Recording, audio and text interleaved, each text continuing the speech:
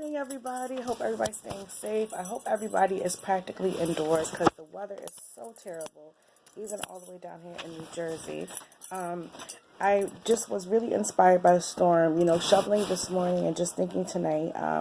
I did write a spoken word piece in a poem. I'll say that a little bit, but I won't be long. I gave everybody a break from Motivational Monday because I figured it was the New Year's. But what I thought about literally as I was shoveling and I thought about later on is that, spiritually, we literally are in that storm. It just, no matter how much I shoveled this morning, it literally just kept coming. Even as I was shoveling, it just kept dusting, it kept coming, piling up, looking like eventually within like 10 minutes, not even that, I didn't even do that much. And that's kind of how life is. But here's the thing, we can either choose to be reactive to the storms that come to our lives, or we can sit and be stagnant and be complacent.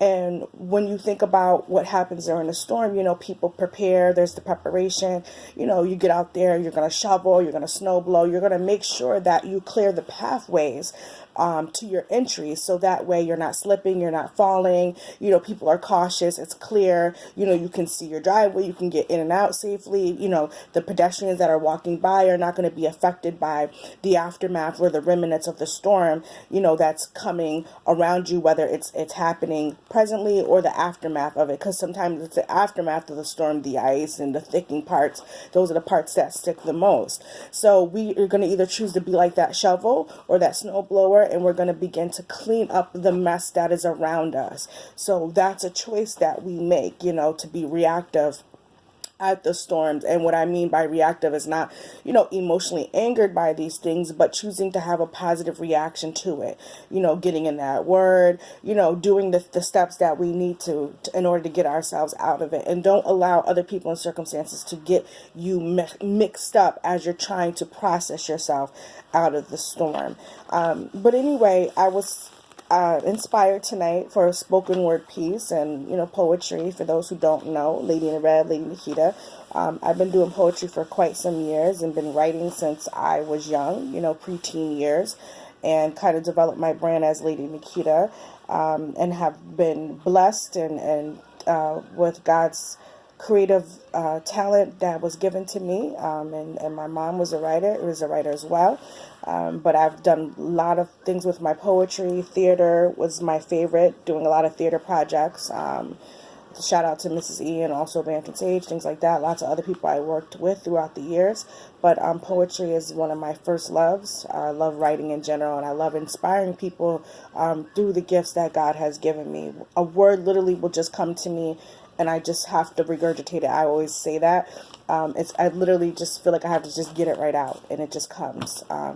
So anyway, tonight this is entitled Authentically Me, Authentically You. So this is dedicated to anybody out there who is needing some inspiration, feeling not so great about yourself, and you need to celebrate who you are. 2018 is about a launching period, and I want everybody to collect inheritance and the harvest, and to really just start coming into who you are and who God is calling you to be. So authentically me, authentically you. This is for anybody tonight, and you're more than welcome to share. I can only be the blueprint of me, who I was called to be, who I was striving to become, sustaining a purpose greater than me. Authentically me, authentically you. Why do we apologize for His grace, His greatness that has been favored upon our lives?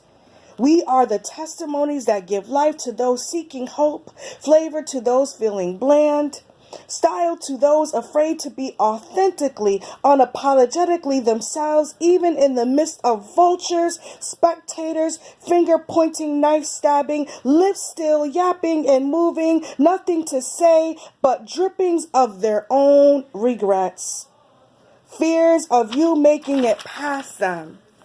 Why give room to those who wouldn't even offer you a seat to sit in? To live in the ounce of your soul.